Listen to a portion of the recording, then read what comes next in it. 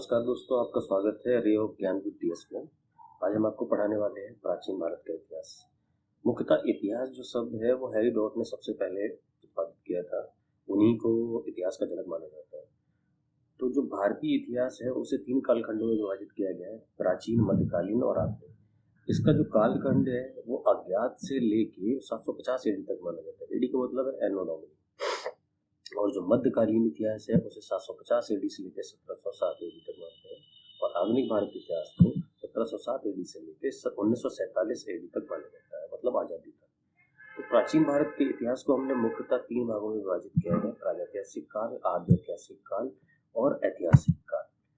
तो हमारे ये तीनों पार्ट्स के जो भी पार्ट्स हैं उनके बारे में भी हम आपको, तो आगे हम लोग इन्हीं के पार्ट्स के बारे में पढ़ेंगे।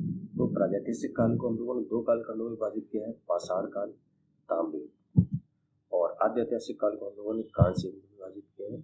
और ऐतिहासिक काल को हम लोगों ने लौह युग बोला है, आयरन एज जिसे हम लोग बोलते हैं।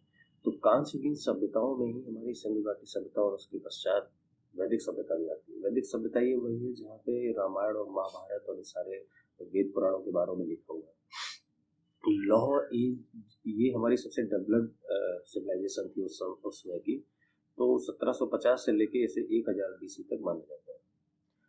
हमारा पाषाण काल जो है उसे फिर से हम लोगों ने 3 कालखंडों में विभाजित किया है: पुरा पाषाण काल, मध्य पाषाण काल और नव पाषाण काल।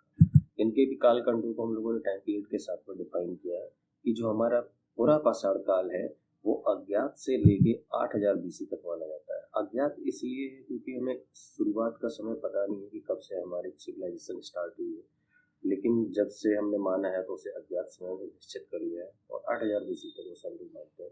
मध्य पाषाण काल को हम लोगों ने 8000 बीसी से लेके 4000 बीसी तक माना है। और नव पाषाण काल को हम लोगों ने 4000 बीसी से लेके 2500 बीसी तक माना है। बिफोर बीसी का मतलब है बिफोर क्राइस्ट, मतलब ईसा मसीह के जन्म से पूर्व।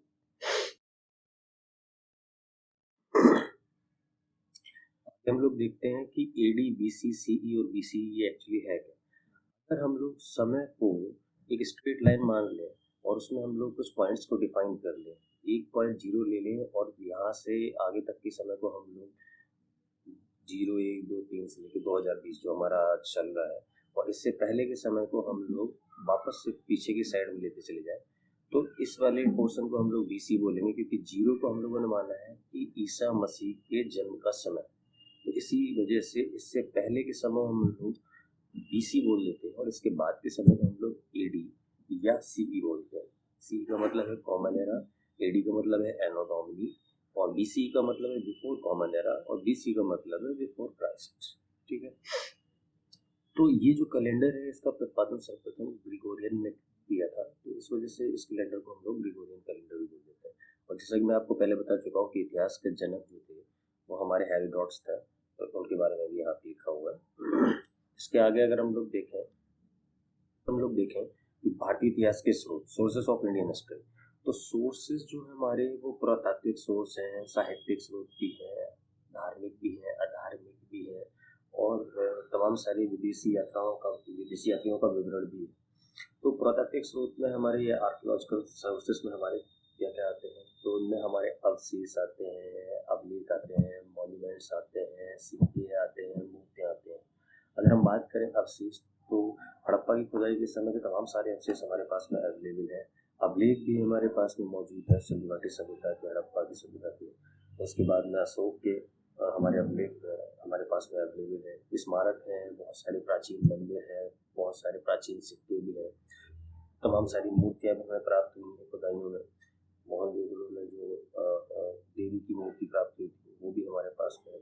साहित्यिक स्रोत में हमारे पास में रामायण, महाभारत, वेद, उपनिषद, ये सारे के सारे हैं अवेलेबल हमारे, ये वैदिक सभ्यता से हमें अवेलेबल है। इसके बाद में हमारा आता है अधार्मिक स्रोत। तो अधार्मिक में हमारे मेगास्थनीज की इंडिका, पाणिनि का महाकाव्य और चाणक्य का इतिहास आता है। ये पाणिनि वही है जो संस्कृत के रचयिता बोले जाते हैं, संस्कृत के जनक माने जाते हैं, और चाणक्य चंद्रगुप्त मौर्य के गुरु के बारे में बताया। जैसा कि मैंने आपको बताया था कि विदेशी यात्रा का विवरण भी हमें प्राप्त होता है।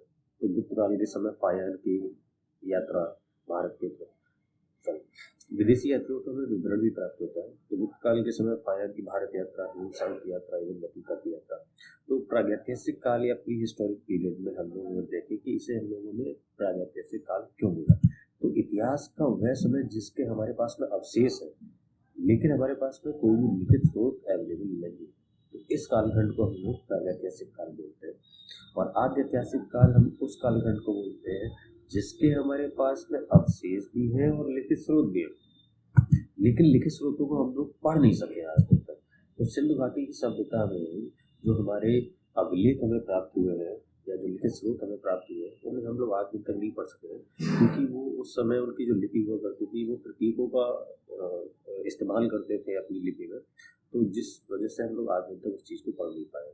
वो नॉर्मली हाथी, कुत्ता, पक्षी, इन सारी चीज़ों का यूज किया करते थे अपनी लिपियों में, तो वो लिपि हमारे समझ में नहीं आ पाई आज दिन तक। तो इस वजह से इस चीज़ को हम लोग आद्यैतिहासिक काल में कंसिडर किया। इसके बाद के कालखंड को हम लोग ऐतिहासिक काल कहते हैं या हिस्टोरिक पीरियड। यह ऐतिहासिक काल या हिस्टोरिक पीरियड है। तो इतिहास का वो समय जिसके हमारे पास में अवशेष भी हैं और लिखित स्रोत भी है, और लिखित स्रोतों को हम लोग पढ़ भी सकते हैं, तो इस कालखंड को हम लोगों ने ऐतिहासिक काल में कंसिडर किया है। तो ये सारा आपका टॉपिक यही खत्म होता है। आगे अगर हम लोग देखें कि पाषाण काल में हम लोगों ने पत्थरों का प्रयोग करना प्रारंभ कर दिया था, ताम्र युग में हम लोगों ने तांबे का इस्तेमाल करना प्रारंभ कर दिया था। तो पाषाण काल को मैंने आपको बताया था कि 3 कालखंडों में विभाजित किया है। पाषाण काल, ये पाषाण काल का ही कालखंड है। पाषाण काल हमने 3 भागों में विभाजित किया था, पुरा पाषाण काल, मध्य पाषाण काल और नव पाषाण काल। तो पुरा पाषाण काल का जो हम लोगों ने समय या कालखंड लिया था उसे अज्ञात से लेकर 8000 BC तक माना था। तो पुरा पाषाण काल को हम लोग पैलियोलिथिक एज भी बोलते हैं। तो पुरा पाषाण काल के समय हम लोगों ने आग का आविष्कार कर लिया था, पत्थरों के हमने बड़े बड़े हथियार बना दिए थे, जैसे कि हैंडमेड एक्सेस हुई, क्लीवर्स हुए और स्क्रैपर्स हुए, हमने सारे के सारे यूज करना स्टार्ट कर दिया था पुरा पाषाण काल के समय में।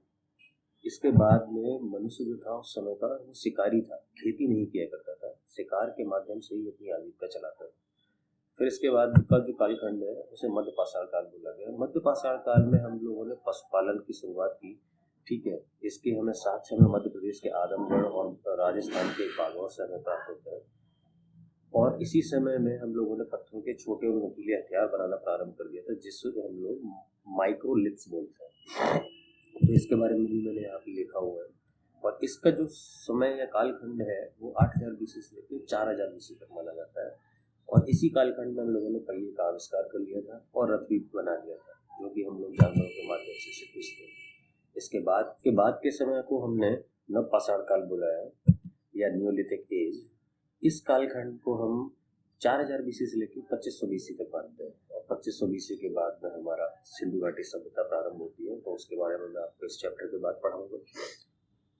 तो इस कालखंड में हम लोगों ने पशुपालन प्रारंभ कर दिया था, जो कि हमने मध्य पाषाण काल से ही स्टार्ट कर दिया था। तो पशुपालन यहाँ पे भी हम लोग करते थे। कृषि हम लोगों ने इस कालखंड में कृषि में हम लोगों ने थोड़ा डेवलपमेंट किया, और हमने जौ, गेहूं और कपास और चावल की खेती करना प्रारंभ किया। तो जो अगर सर्वप्रथम खेती की अगर बात की जाए तो वो हम लोगों ने जौ से स्टार्ट किया था। और जो कृषि के जो साक्ष्य हैं वो हमारे मेहरगढ़ से प्राप्त होते हैं, जो कि आज की डेट में बलूचिस्तान में है, और बलूचिस्तान हमारा पाकिस्तान में आगे रहेगा पाकिस्तान में ही या नहीं पता है, बट हाँ अभी ये पाकिस्तान में है। और जो चावल की खेती की जो प्रथम साक्ष्य में प्राप्त होते हैं तो वो इलाहाबाद की कोंडवा नामक जगह से हमें प्राप्त होते हैं। अच्छा, एक और इसमें पॉइंट है कि जम्मू कश्मीर के बुर्ज होम में हमें कुछ ऐसी कब्रें प्राप्त हुई हैं जिनके साथ में कुत्तों की हड्डियां भी मिली। तो हो सकता है कि पुराने समय में जब कोई इंसान खत्म होने के बाद में जब उसकी डेड बॉडी को जमीन में दफनाया जाता होगा, तो उस समय उसके पालतू जानवर को उसके साथ में रखने का कुछ प्रथा वगैरह होगा। तो हो सकता है कि उस वजह से वहाँ की जो कब्रें उसके साथ में कुत्तों की या कुछ जानवरों की हड्डियां हमें प्राप्त हुई, तो ऐसा हो सकता है। तो ये चैप्टर आज का हमारा यही खत्म होता है। बहुत ज़्यादा डिटेलिंग में मैंने नहीं पढ़ा है, पर जितने भी मेन पॉइंट्स थे और जो भी इस फर्स्ट चैप्टर से रिलेटेड जो इम्पोर्टेंट पॉइंट्स थे जो एग्जाम में सबसे ज़्यादा पूछे जाते हैं, तो उसके बारे में मैंने आपको पढ़ा दिया। इस चैप्टर के बाद में आपको मैं सिंधु घाटी सभ्यता पढ़ाऊँगा, और सिंधु घाटी सभ्यता में जितने भी इम्पोर्टेंट पॉइंट्स हैं वो सारे के सारे मैं आपको पढ़ाने की कोशिश करूँगा। और आज का ये वीडियो हमारा यहीं पे समाप्त होता है। और जो बैकग्राउंड में साउंड आ रहा है उसके लिए माफ़ी। मैं चाहूँगा कि नेक्स्ट वीडियोस में इस तरह का कोई साउंड ना आए। आप लोग सिर्फ पढ़ने पर कॉन्सेंट्रेट कीजिए। ये मेरा फर्स्ट वीडियो है, तो फर्स्ट वीडियो से जज करना मत प्रारंभ कीजिए। तो मेरे लिए भी, मैं भी आपकी तरह एक स्टूडेंट हूँ। मैं बस कोशिश कर रहा हूँ कि जो जो मैं नोट्स बना रहा हूँ और जो भी मैं तैयारी कर रहा हूँ, वो मेरे साथ साथ और भी तमाम सारे लोग तैयारी करना प्रारंभ करें। मैं तो अपना टाइम ख़राब करके ये सारे नोट्स बना के मैं वीडियोस अपलोड करने की कोशिश कर रहा हूँ। इसका मेरा कोई मेन मकसद ये नहीं है कि मेरे को पैसा मिलेगा या कुछ भी मिलेगा। बस मैं यही चाहता हूँ कि मैं जो मैंने मेहनत की है वो मैं ज़्यादा से ज़्यादा लोगों तक शेयर कर पाऊँ, क्योंकि इन नोट्स को तैयार करने में ही तमाम लोगों को टाइम लग जाता है। अच्छी बुक परचेज करने में टाइम लगता है। डिफरेंट डिफरेंट बुक्स से मैंने ये सारी चीज़ों को कंसिडर करके मैंने बनाया है। तो मैंने जो मेहनत की है वो किसी और को ना करनी पड़े। तो सीधा सीधा इन्हीं नोट्स के माध्यम से अगर मैं आपको पढ़ाऊँगा तो आपका भी समय बचेगा। तो अपना आपका जो टाइम बचेगा उसे किसी और चीज़ में लगाइए, किसी और टॉपिक को पढ़ने में लगाइए। तो केवल मैं बस लोगों की हेल्प करने के लिए मैंने ये चैनल स्टार्ट किया। तो नेक्स्ट आपको जो वीडियो प्राप्त होगा वो सिंधु घाटी सभ्यता से रिलेटेड प्राप्त होगा। तो मैं चाहूँगा कि आप चैनल को सब्सक्राइब कीजिए। अगर आपको वीडियोस अच्छे लगते हैं तो चैनल को सब्सक्राइब कीजिए। मैं इतिहास के बाद में 5-6 दिन के बाद से मैं मैथमेटिक्स की क्लास लेना स्टार्ट करूँगा, क्योंकि मेरा मेन जो है सब्जेक्ट वो मैथ ही है और साइंस है। तो मैं अभी पीएससी की तैयारी कर रहा हूँ, तो उस वजह से मैं ये सारे नोट्स स्टार्ट कर रहा हूँ बनाना। तो उसी वजह से मैंने सोचा कि मैं अपनी ये सारी नॉलेज शेयर करना स्टार्ट करूँ, तो शायद से कुछ और लोगों का भी भला होगा। Thank you so much. Video को सपोर्ट कीजिए, चैनल को सपोर्ट कीजिए।